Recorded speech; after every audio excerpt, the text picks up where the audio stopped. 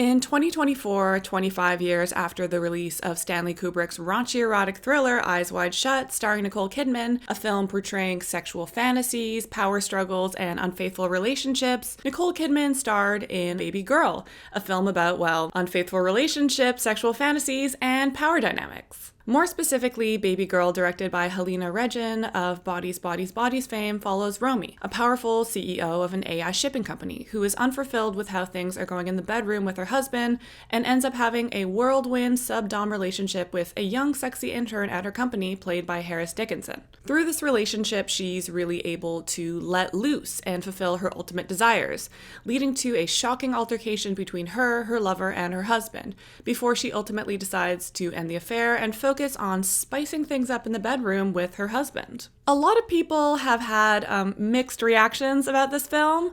Some say it's just like horrible Wattpad smut. Others say that the film's discussion of the character's sexuality is a bit too tame. And some people argue that the film just lacks a general coherent structure. And honestly, I can't really argue with any of these critiques. I fully believe that if you're just like watching this movie from a surface level, it's just like not that good or interesting. While sure, we can say that it brings a new twist to the psychosexual thriller genre, focusing more on the female gaze and showing the actual, consequences of Romy's affair. I don't think at the same time it particularly has anything that groundbreaking or particularly interesting to say when it comes to gender dynamics, submissiveness, and sexuality in general. Now, that being said, this film has completely taken over my brain for the past few weeks. I have not been able to stop thinking about it, talking at people about it. It's the first thing I think of when I wake up, and that is because I have gone full Babygirl conspiracy theory mode. And today, I thought it would be fun to take the time to share potentially my hottest Babygirl take, being this film is actually just a giant metaphor for AI takeover. And after spending the past few weeks just trying to convince everyone in my life that this is a good, correct take, I am upping the stakes. I am taking it to the internet. I am going to convince all of you that this is true.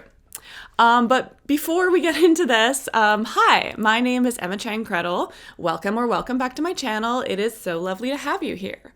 I just want to take a moment again to thank you all for the support I've seen on my channel. I love reading your comments. I've just had such a nice time making these video essays for the past 10 months or so. So if you want to continue to support my channel in any way, if you're new here, you can subscribe, share this video with your friends. If you're feeling really crazy, you can check out my Patreon, link in description. But yeah, let's get into my conspiracy theory. Now, my connection between Babygirl and AI on the surface might be kind of obvious, definitely not groundbreaking. It's very literally a plot element in the film. Romy runs an AI shipping company. She talks very directly about how this company is going to be used to help worker shortages and increase consumer demands. There are very literal shots of robots working in this automated shipping facility sprinkled throughout the film. But even with this in mind, I would say that the connection goes much deeper. Romy's character, much like her AI company, is seen as being somewhat robotic.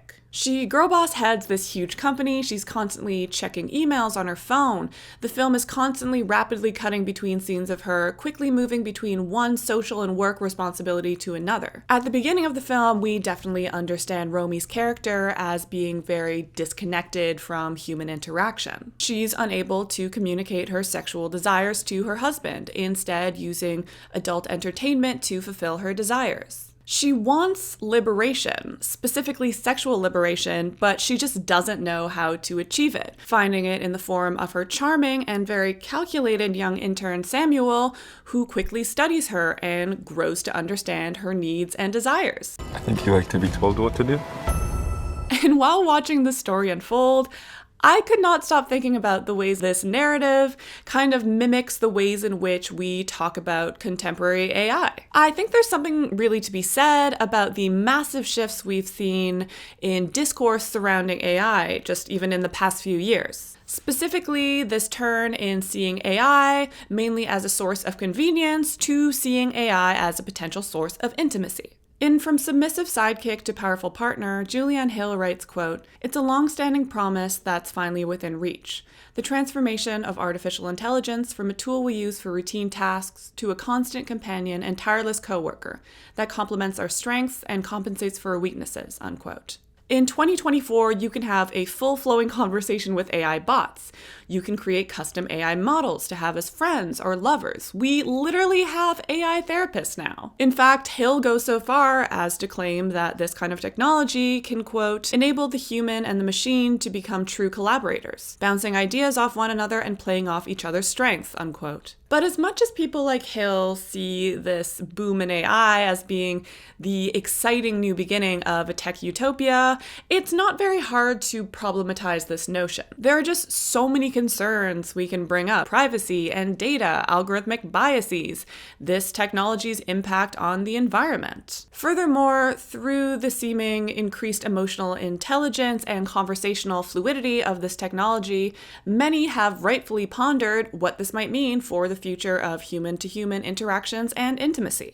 Now, I'm not going to go too deep into AI technicalities and theories in this video. If you're interested in learning more about that, Cheyenne Lin just released this really great video, really just like breaking down the contemporary use and ethics of AI technologies. So check that out. I'm going to put the link in the description. But for the sake of today's discussion, I'm just going to like kind of quickly break down the types of AI that are publicly accessible in 2025 in order to kind of just like facilitate our larger discussions of Babygirl. The first kind of AI that's publicly accessible has been around for quite a long time now. It's called reactive AI, and you probably know this kind of technology because of the 90s chess-playing machine Deep Blue that functioned off of a set of pre-existing inputs and could not learn. We also have limited memory AI, which can learn from previously existing data and human training, but much like reactive AI, cannot continue growing and learning on its own. Examples of limited memory AI would be chatbots, generative AI programs, and self-driving cars. And currently, those are the only forms of AI that are publicly accessible at the moment. While there definitely has been like a huge boom in AI, especially in the last few years, it's definitely not as advanced as a lot of people might think, at least when it comes to AI being able to form its own consciousness and to learn without human intervention.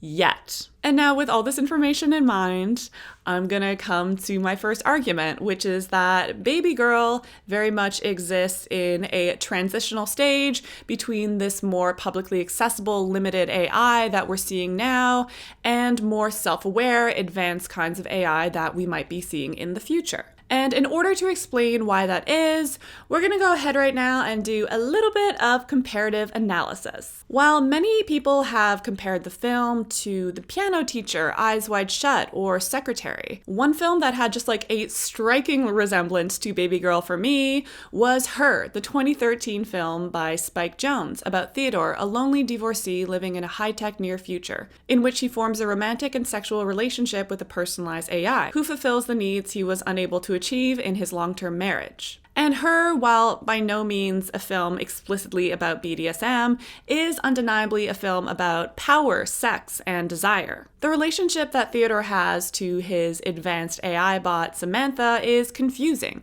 and confuses our preconceived notions of what AI can look like. One way that we commonly understand AI now, especially with the proliferation of things like ChatGPT, is using AI for the automation of tasks and for just like making our lives a little bit easier.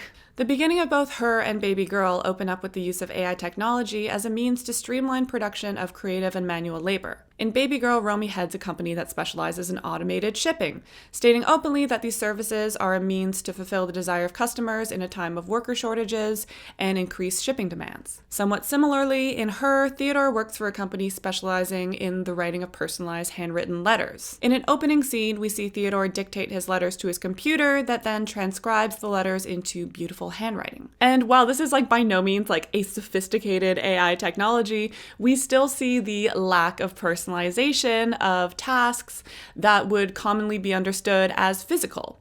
Writing, handling goods. Another way in which these films open up similarly is through a lack of sexual and romantic fulfillment in the main characters, Romy and Theodore. I'm trying so hard not to get demonetized here, but basically, Romy is unable to enjoy intimacy with her husband, instead running off to another room to finish through watching adult entertainment, depicting humiliation kinks. Theodore, on the other hand, finds himself unable to commit to romantic relationships after his failed marriage, in which he, in many ways, wanted his ex-wife to be something that she couldn't be, always viewing her as being too closed off and not having enough lust for life. In her, Samantha starts off as a way to make Theodore's life easier.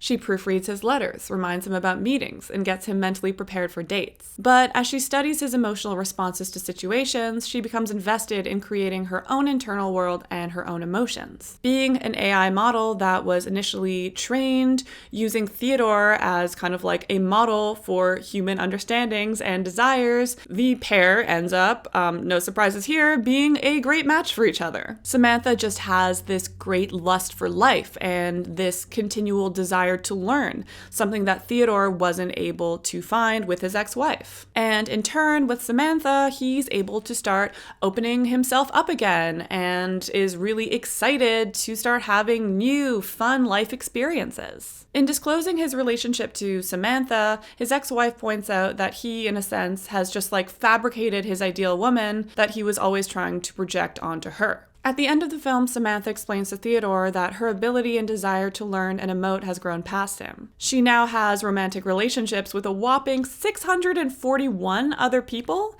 and leaves the human world with other AI bots in order to continue growing faster than the human capacity. The film ends with Theodore and his friend, who is also in a relationship with an AI bot, mourning together. A true bittersweet moment of human intimacy amidst this techno-fetishistic landscape. And while we can argue that Samantha grew her own consciousness and ultimately decided to leave Theodore, I think it's undeniable that, at least for a while, she really did exist as a fantasy space for Theodore, an amalgamation of all his desires. Through being able to quickly learn and transform, Samantha's automation, in a sense, helps Theodore free himself from his own feelings of automation, just like the mundaneness of being stuck in a technology-heavy capitalist society where human communication can become so strenuous. Samantha, in a lot of ways, becomes an escape. Babygirl is just so interesting to me because I feel as though the plot of the film, while it can obviously be linked to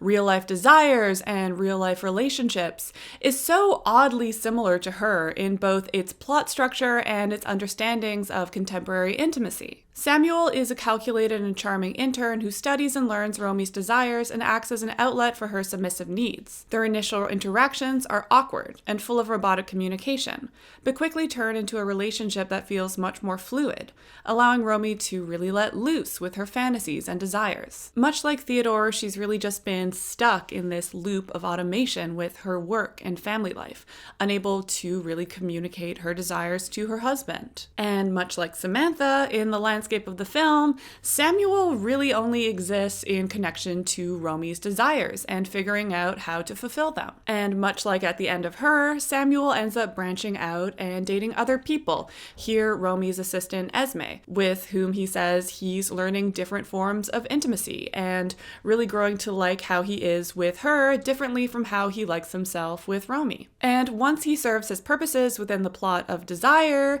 he's just like shipped off to Japan and we never hear anything more from him. We really don't know that much about his character aside from the relationships he has to these women in the film. Overall, one major thread that I think really connects her and Babygirl is that both of these works really understand love and intimacy under a time of capitalism, in a time of rapid technological transformations, as being just super isolating. Hyper-capitalist landscapes like that of the US are just like a breeding ground for loneliness. Under these systems, there's such an emphasis on productivity and individualism. Through spending so much time focusing on work and climbing the socioeconomic ladder, personal relationships are often forced to be placed on the back burner. So what can we really take away from this reading of Babygirl in relation to the narrative of her? Well, for one, we can understand that the idea of AI bots providing people with a space to be heard and feel companionship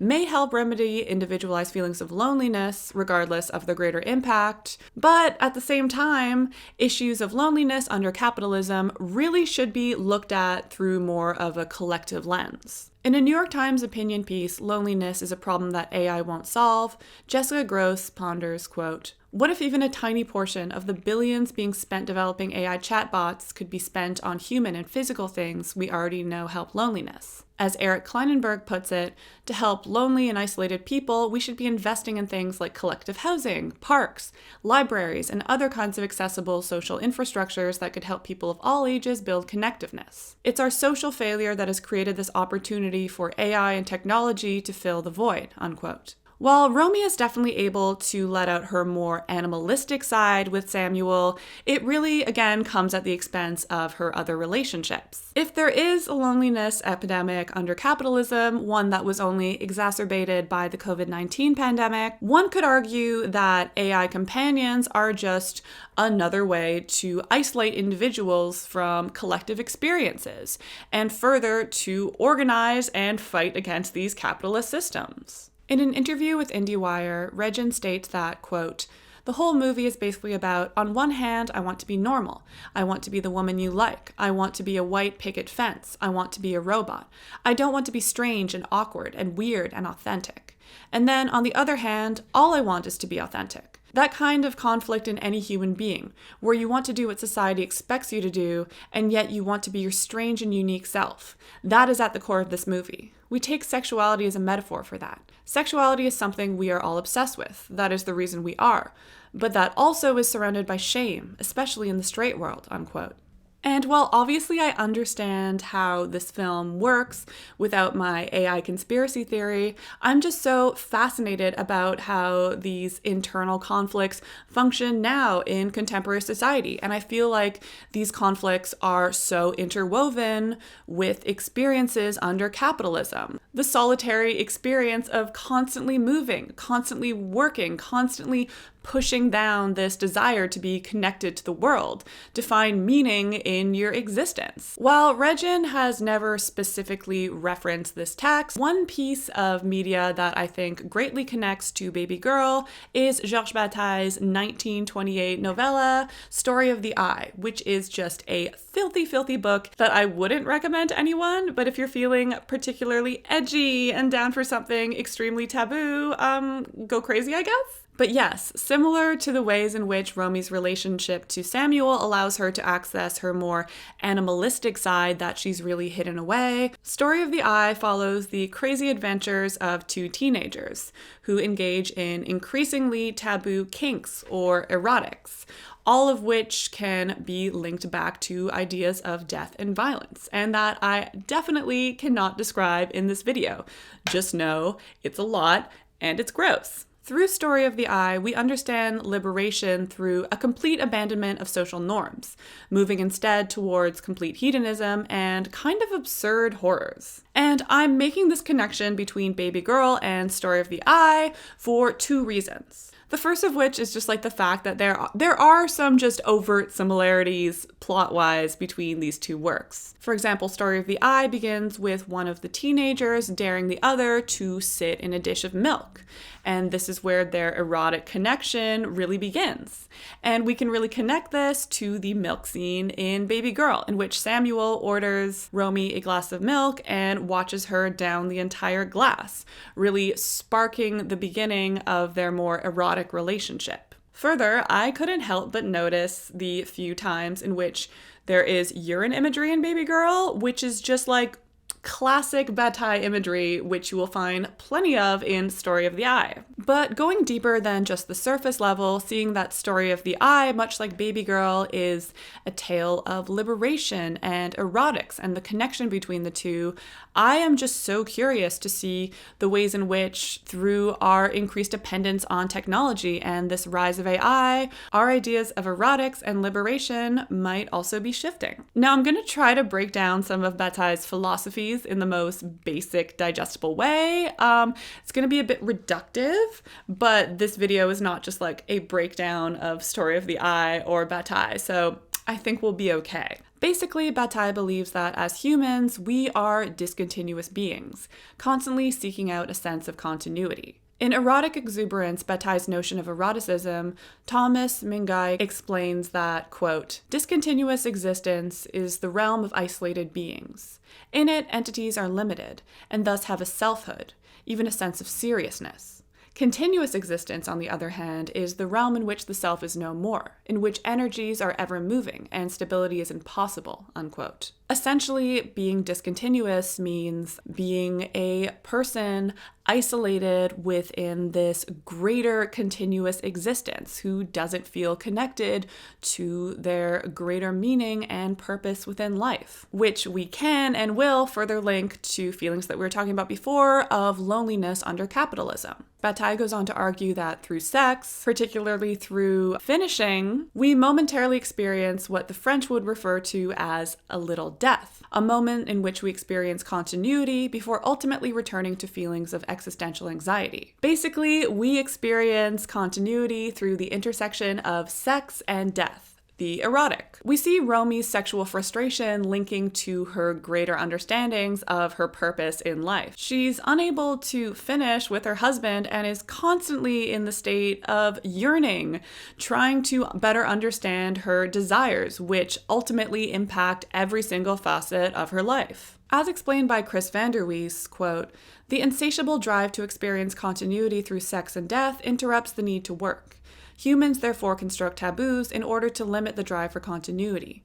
Inevitably, taboos must be broken in order for humans to experience continuity, instigating acts of transgression, unquote. So basically, in order to break this dull order of life that is so grounded in logic and a lack of connectedness, we need to be transgressive, at the very least, internally.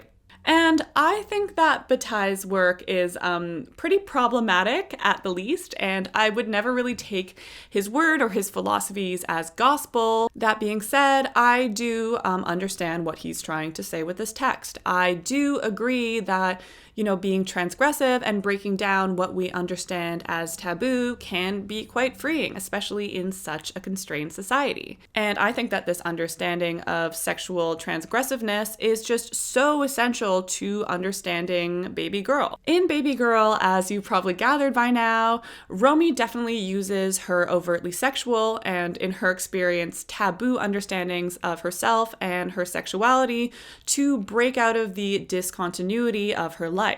But there's something so robotic and just not transgressive about the way she goes about it.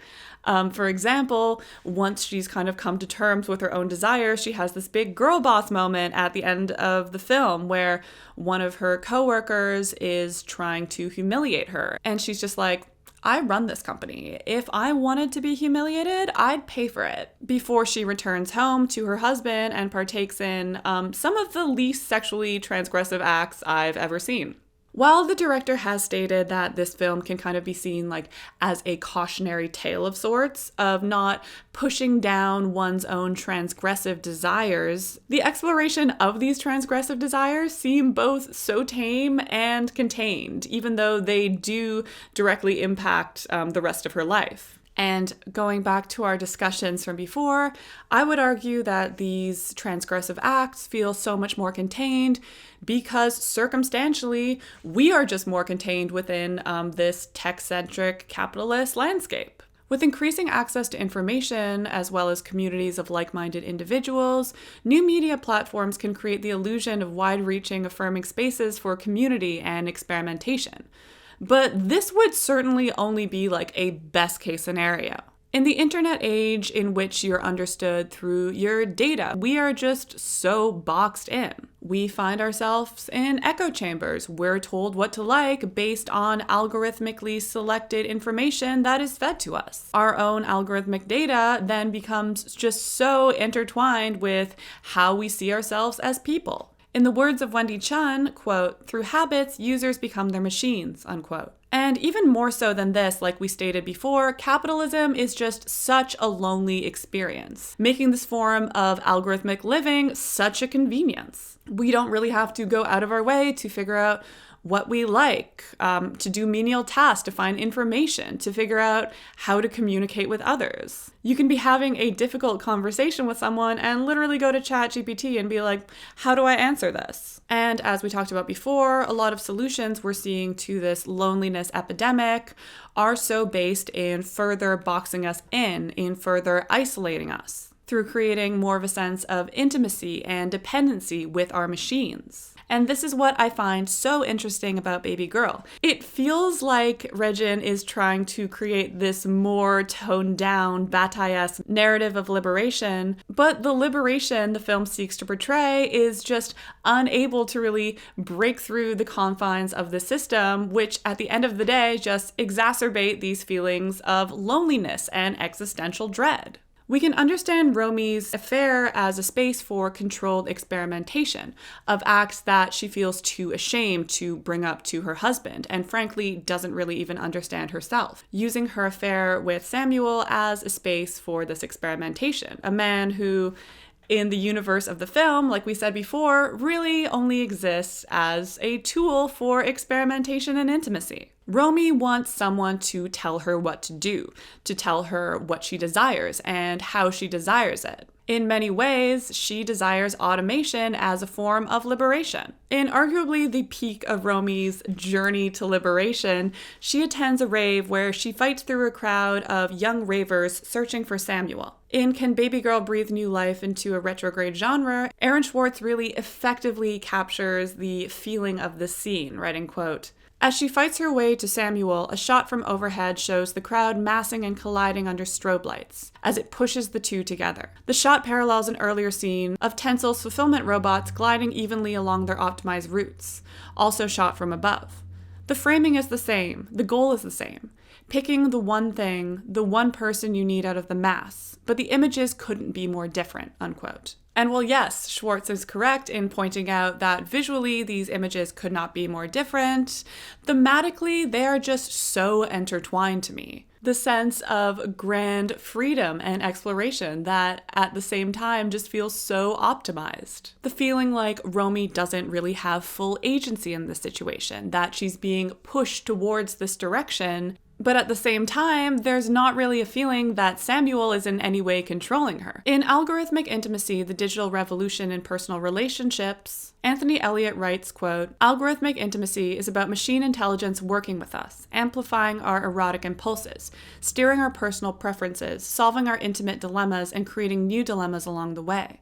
This computational logic seeks to turn intimate life, from the unanticipated sparks of desire to our tending of loving commitments, into machine-readable data, reconstructing identity, intimacy, and personal life more generally as an outcome of data mining operations," unquote. And I feel like this is such a perfect representation of how I read the rave scene. The desire is present, but it doesn't really read as like tending to intimacy. It really reads as Samuel working with Romy to solve her intimate dilemmas. And this makes a lot of sense, as Romy directly states a couple times in the film, therapy and direct in-person communication has not been very effective to her, two things that are just so inherently human. The only two things that were ever really able to help her were watching adult entertainment and Samuel, who, for the sake of this argument, is AI coded. It can be argued that in some ways, Babygirl has both a positive and negative outlook on the future of AI intimacy. While the film sees Romy isolating herself, leading to the rapid deterioration of her in-person relationships, her relationship with Samuel also does really help her to open up and does ultimately lead to aiding her relationship with her husband at the end of the film. Like we discussed earlier, once Romy has used Samuel to fulfill her needs, we never hear from him again. He now exists as a very low threat in her marriage. Everything really at this point just falls back into order. The work life, the family life, the sex life. Instead of moving outside of this feeling of automation, it really kind of just feels like Romy had an update or got like a bug fix. In Updating to Remain the Same, Wendy Chun writes, quote, "New media live and die by the update. The end of the update, the end of the object. Things and people not updating are things and people lost or in distress. For users have become creatures of update. The update is central to disrupting and establishing context and habituation, to creating new habits of dependency. To put it in a formula, habit plus crisis equals update," unquote. And I think that we can really put this formula into play in talking about Babygirl.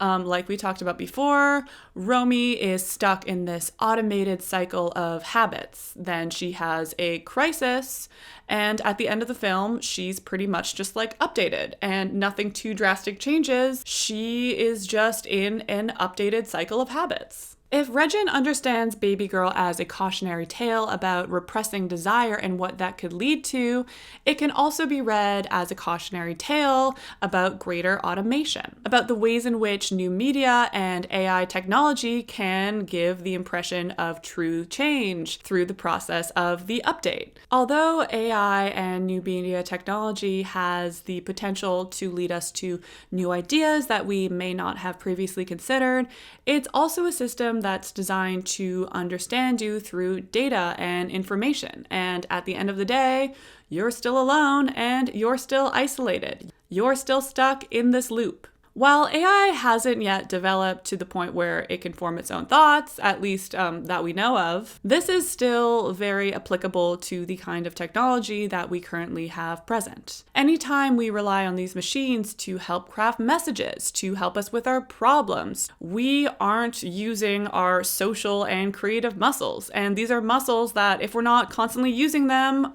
we lose them. And while we may laugh now about a future where everyone just like has an AI partner and is completely isolated, like that's genuinely kind of where we're being pushed, just when you look at the reliance we already have to technology. And while that might not necessarily happen, it's still something to consider. How is this technology going to help us if one of the biggest issues we're dealing with is a lack of human-to-human intimacy? There is such a collective experience of these feelings of loneliness and isolation, which can be very much addressed on a community scale, as opposed to simply reliving this cycle over and over in an isolated tech space. And for me, Babygirl was an oddly useful reminder of that. That is going to be the end of my discussion today. Thank you so much if you made it this far in the video. I'm so curious to hear your thoughts on Babygirl, either in relation to AI or just like your thoughts in general. I found it to be such an interesting movie. I'm very happy that I saw it as many times as I did.